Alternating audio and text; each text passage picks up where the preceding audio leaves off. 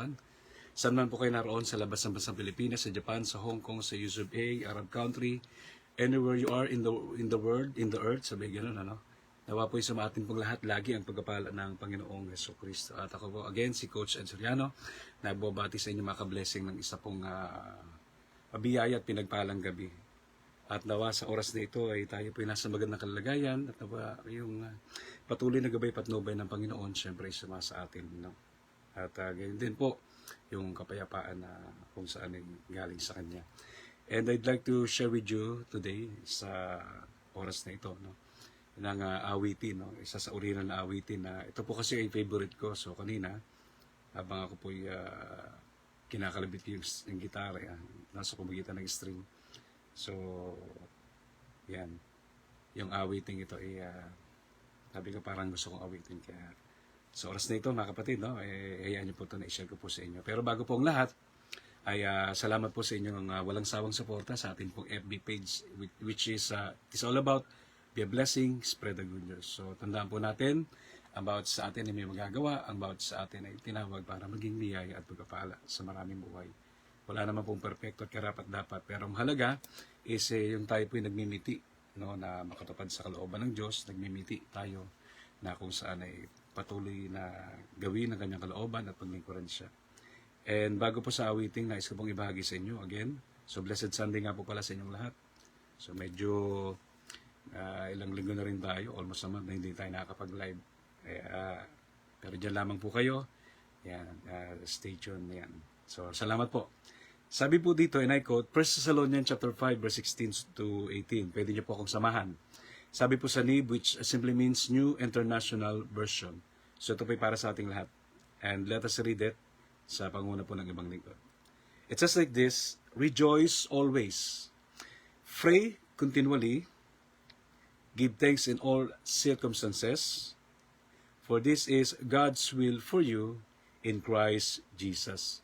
So ilagay naman po natin sa wikang sariling atin. Sabi po sa ASND, which simply means ang salita ng Diyos. So yan po yung kahulugan ng ASND translation, ang salita ng Diyos. Sabi sa unang Tesalonica, sulat ni Apostol Pablo, totoo tunay na lingkod ng Diyos sa mga taga-Tesalonica, na kung saan pinapaabot din sa ating lahat na kayo po ay nanonood at nakikinig, and you are so much blessed in Jesus' name. We pray, I pray. Sabi po dito, unang Tesalonica, kabanatang 5, talata 16 hanggang 18. Lagi kayong magalak. Hindi po sinabing malungkot. No? Lagi kayong magalak at magpasalamat. Magpasalamat kayo kahit ano ang mangyari. Dahil ito ang kalooban ng Diyos para sa inyo na mga nakay Kristo Jesus. So, ito po isang mahalagang katotohanan na dapat po nating malaman. No? Na dapat po tayo mga nasa Panginoon ay laging maging mapagpasalamat. Hindi lang po kapag sa panahon ng blessing. So, ano man pong hamon ng buhay, let us always praise and thank God. At kung titignan nga po natin, isa sa simpleng kahulugan ng panalangin, sabi dito is this, prayer is a form of communication. So isa po yung anyo, no? Uri ng komunikasyon. Kanino? Sa Diyos. If prayer is a form of communication with God, whether through spoken words, so ito man po sa pamagitan ng salita, o sa pamagitan ng ating pananahimik, whether through spoken words, silent, reflection, pagninilay-nilay, or a combination of both, no? Maging ito may po sa pamagitan ng, di ba, sabi doon, sa pamagitan ng paggamit, pagbigkas ng salita, o pananahimik, pagninilay-nilay. So, yan po, yung sinasabi doon, no? Through spoken words, silent reflection, or combination of both, no? So, yan po yung sinasabi dito, simpleng kahulugan ng panalangin. Kaya nga dito po sa awiting ibabahagi ko sa inyo ngayon, it was entitled, Every Day is a Blessed Day When You Pray. Totoo naman po yun. Alam nyo, sa dami ng hamon no?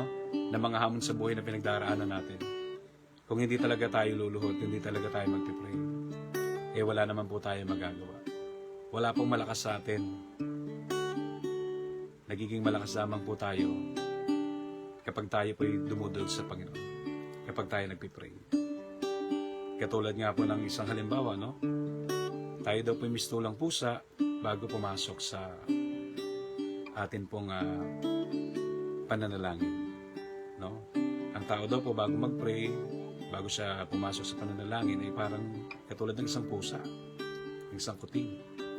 Pero when we do pray, kapag tayo ay nakapanalangin na, paglabas natin ng katulad naman natin daw ay tayo din po inhalin tulad na hindi na bilang isang kuting kundi bilang isang leon.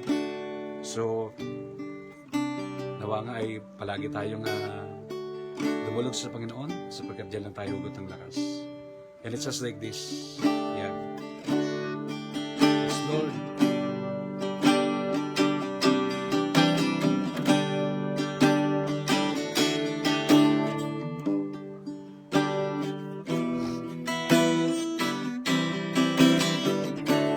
Sabi nga sa awiting ito, every day is a blessed day.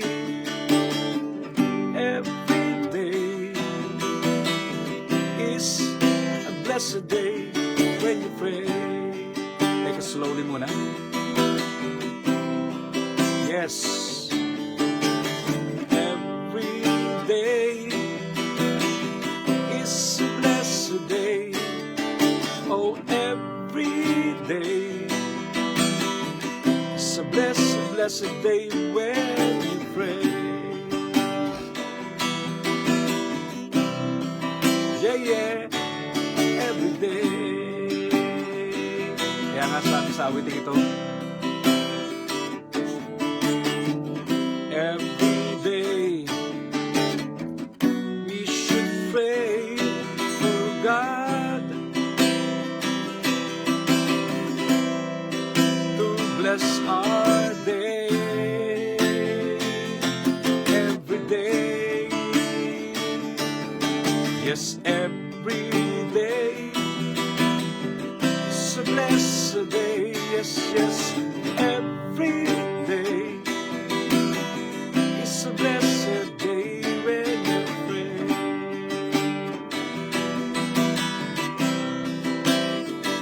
Every day.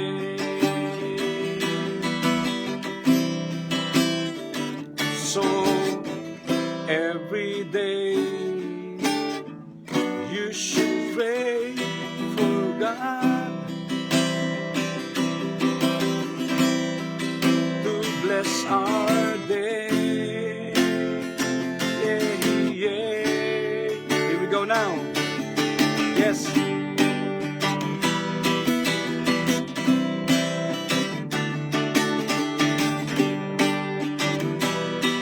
Yes.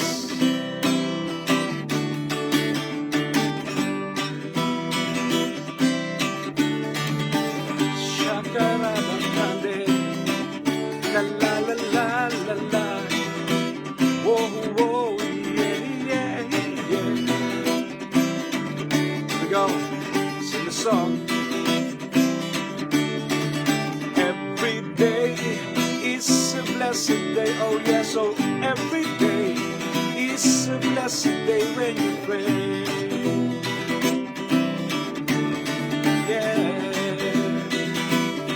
Once again, every day is a blessed day. Oh yes, so every day is a blessed day when you pray. Every day, isa pa para mas masaya. Here we go. Every day is a blessed day. Oh yes, every day, thank you Lord, is a blessed day when you pray. Yeah, yeah.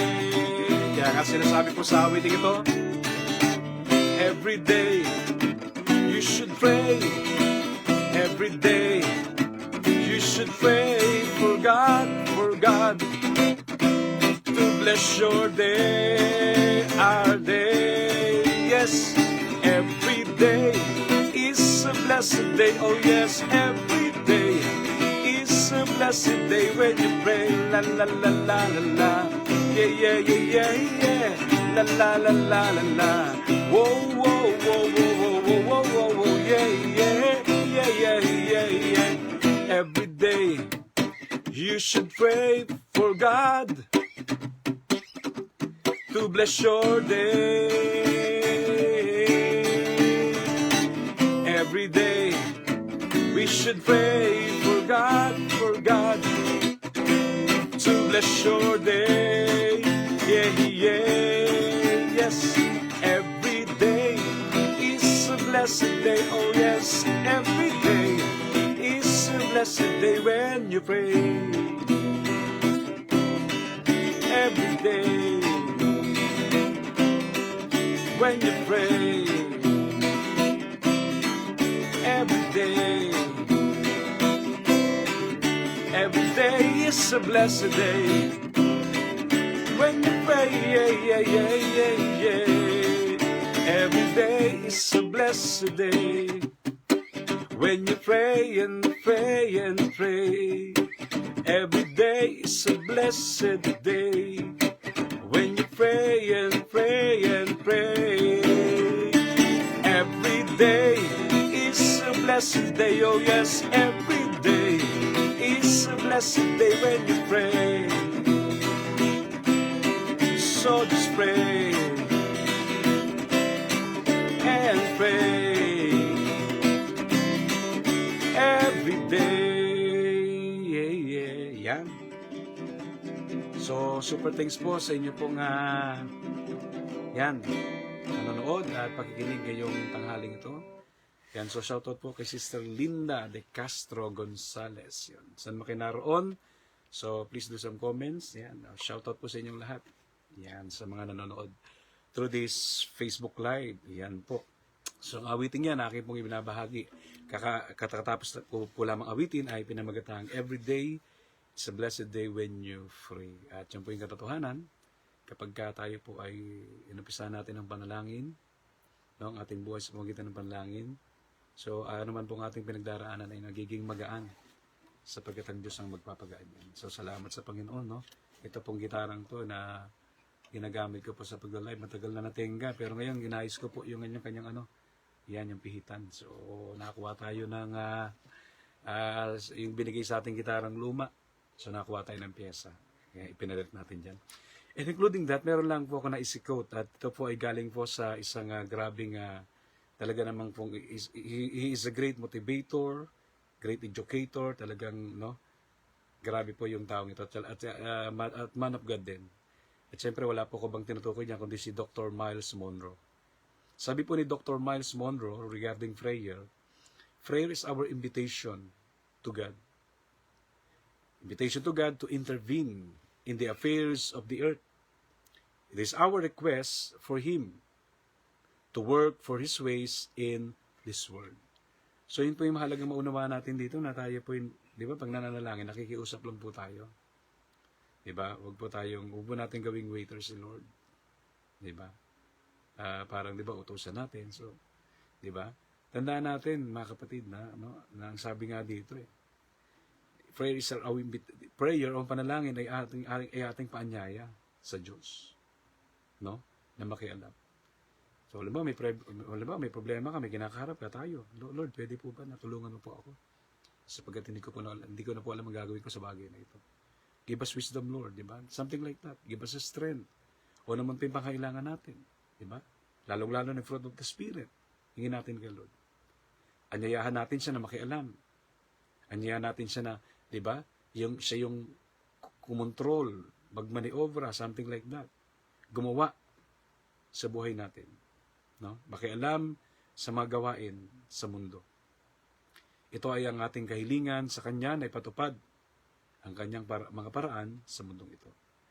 Kasi sabi nga in Isaiah 55 verse 8, my thoughts are not your thoughts, and including that, first of all, my ways are not your ways. Kaya sa Diyos tayo patuloy na maniwala, manampalataya at magtiwala.